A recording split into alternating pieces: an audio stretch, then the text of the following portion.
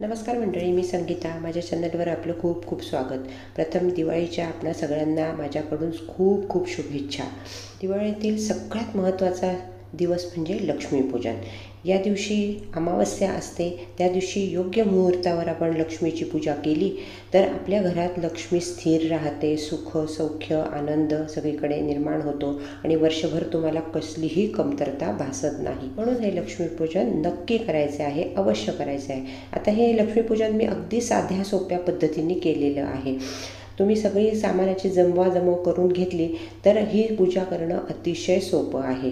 या दिवशी लक्ष्मीपूजन तसेच कुबेरपूजनसुद्धा केले जातं. तर चला, आज आपण अगदी साधी सोपी पूजा कशी करायची हे मी तुम्हाला सांगणार आहे. तर लक्ष्मीपूजनाची वेळ, पूजा कशी करायची हे सगळं या व्हिडिओमध्ये दाखवलेलं आहे. तर व्हिडिओ शेवटपर्यंत बघा. लक्ष्मीपूजन करण्याआधी प्रथम आपल्याला आपलं घर स्वच्छ करायचं आहे. नंतरच आपल्याला ही पूजा मांडायची आहे. लक्ष्मीपूजन करण्या अगोदर आपण तुळशीची पूजा करणार आहोत. तुळशीजवळ आपण दिवा लावणार आहोत आणि तुळशीसमोर आपण रांगोळी काढणार आहोत आणि मुख्य दरवाजासमोर सुद्धा आपण रांगोळी काढणार आहोत. या पूजेसाठी बरंच साहित्य लागतं, त्यामुळे तासभर अगोदरच तुम्ही ही सगळी जमवाजमव जुळवाजुळव करून ठेवली तर आपल्याला पूजा करायला वेळ लागणार नाही आणि सारखं उठबससुद्धा होणार नाही. आता जिथे तुम्ही पूजा मांडणार आहात तिथे तुम्ही जागा प्रथम स्वच्छ करायची आहे, पुसून घ्यायची आहे. आणि मी इथे चौरंग घेतला आहे, त्यावर लाल पिवळा कपडा अंथरायचा आहे. शेजारी एक पाट पण ठेवलेला आहे मी.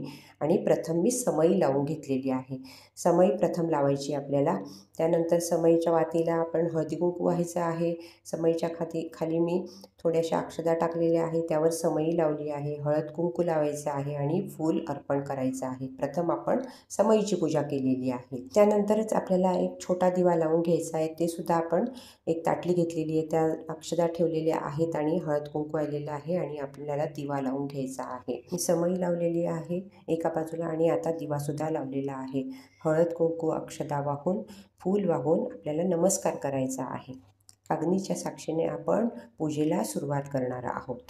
शुभं करोति कल्याणम आरोग्यम धनसंपदा शत्रुबुद्धी विनाशाय दीपज्योती नमस्तुते हा साधा सोपा श्लोक आपण म्हणायचा आहे. दिव्यांची पूजा झाल्यानंतर आपल्याला तांबणात तांदूळ घ्यायचे आहे, त्यावर अष्टदल कमल काढायचं आहे किंवा स्वस्तिक काढायचं आहे. त्यावर हळदी कुंकू व्हायचं आहे आणि त्यावर आपल्याला कलश स्थापन करायचा आहे.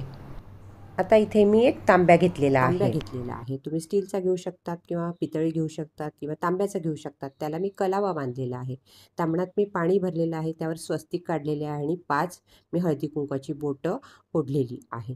त्या आपल्याला टाकायचं आहे सुपारी, पैसा, हळद कुंकू आणि फूल. हे सगळं आपल्याला तांब्यात टाकायचं आहे. त्यावरच आपल्याला आंब्याची पानं लावायची आहे. आंब्याची पानं नसतील तर तुम्ही विड्याची पानं सुद्धा लावली तरी काहीच हरकत नाही. 5 पानं लावायची आणि शेंडी वर येईल असा आपल्याला नारळ तिथे ठेवायचा आहे. आणि त्यावर होता होईल तो छोटा नारळ बघून ठेवा, कारण मोठा नारळ ठेवला तर डगमगू शकतो तो. म्हणून छोटा मीडियम नारळ घ्या आणि तो आपल्याला तिथे ठेवायचा आहे. आता या कलशाची सुद्धा आपल्याला पूजा करायची आहे. मी हळद कुंकू वाहून घेतलेलं आहे आणि त्याची मनोभावे पूजा केली. लक्ष्मीच्या उजवीकडे हा कलश येईल, याच पद्धतीने ही पूजा मांडायची आहे. आता माझ्याकडे लक्ष्मीचा फोटो आहे.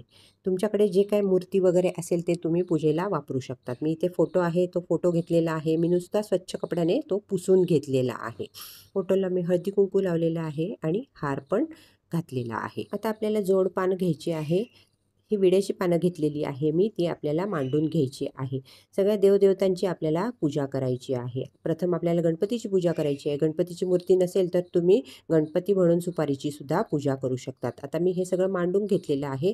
आता आपण देवांना अभिषेक घालणार आहोत. प्रथम मी गणपतीची पूजा करणार आहे. गणपतीला अभिषेक घालणार आहेत. प्रथम 3 वेळा स्वच्छ पाण्याने अभिषेक घालणार आहे. नंतर 3 वेळा मी पंचामृताने अभिषेक घालणार आहे. नंतर परत 3 वेळा मी स्वच्छ पाण्याने अभिषेक घालून मूर्ती स्वच्छ पुसून घेणार आहे. गणपतीला अभिषेक घालून झालेला आहे. आता मी थोडेसे तांदूळ घेतलेले. आता आपल्याला लक्ष्मीला अभिषेक घालायचा आहे. 3 वेळा स्वच्छ पाण्याने अभिषेक घालायचा आहे. नंतर पंचामृताने अभिषेक घालायचा आहे. नंतर परत स्वच्छ पाण्याने अभिषेक घालायचा आहे.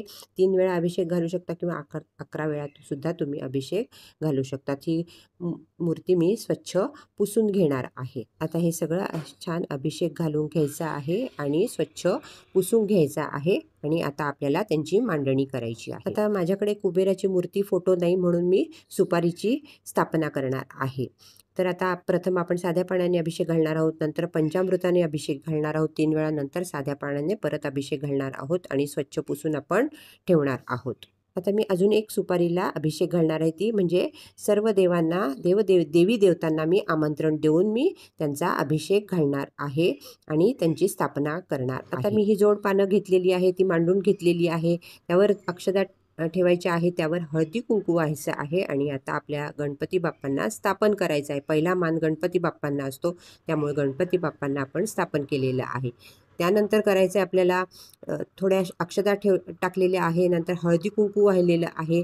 त्यानंतर आपल्याला देवीची स्थापना करायची आहे. तिथे मी देवी स्थापन करून घेतलेली आहे. त्यानंतर परत अक्षता ठेवलेली आहे.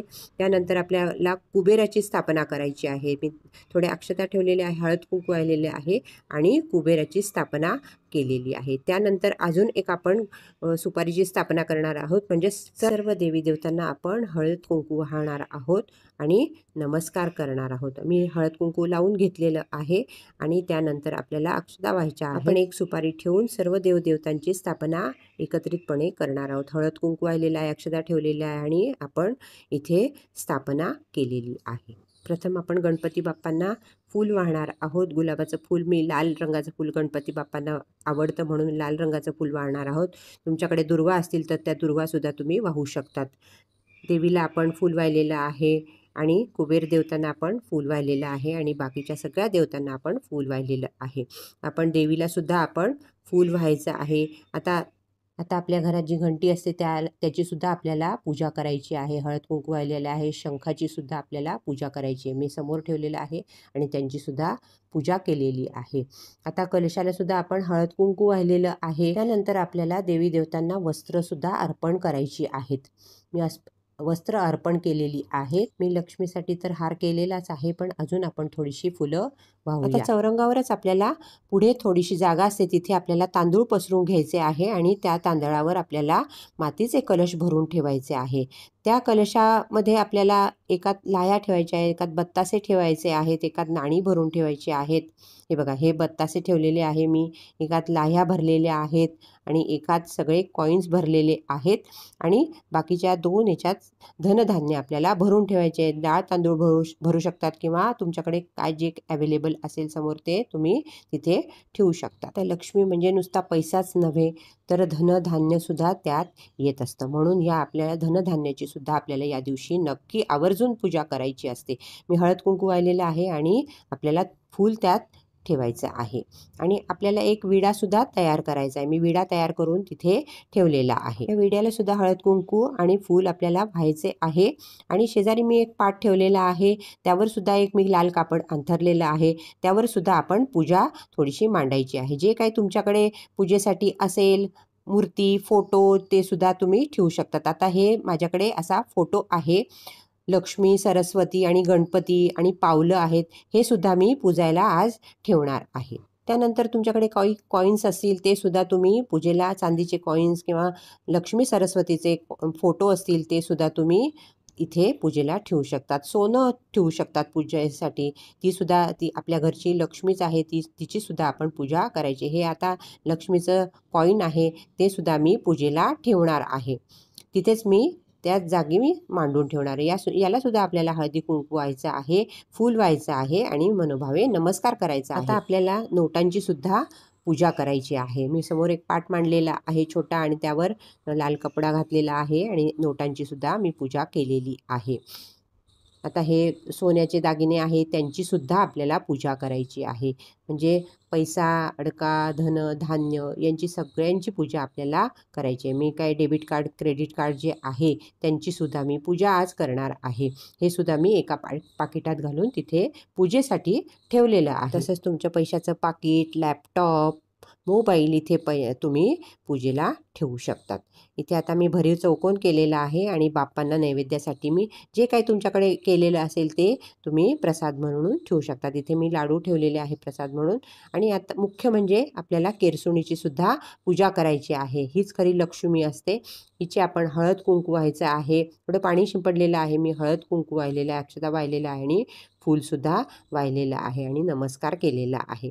ही केरसुणीची पूजा किंवा झाडूची पूजा तुम्ही या दिवशी नक्की करायची आहे। धन, धान्य, पैसा, सोने ही सगळी लक्ष्मीच आहे आपल्या घरातली। ही यांची सगळ्यांची आपल्याला पूजा करायची आहे।